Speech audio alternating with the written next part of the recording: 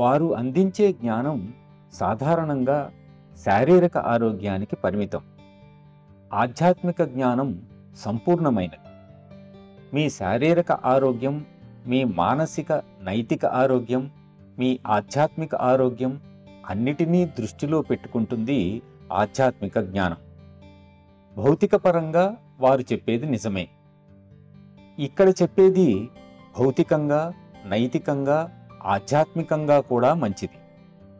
సహజ మార్గ సిద్ధాంతాలు, సూత్రాలు పాటించటానికి ఇవి 3 చక్కని కారణాలు. ఆధ్యాత్మిక బోధనల ఉద్దేశం శారీరకమైన వాటన్నింటినీ కూడా అధిగమించటానికే.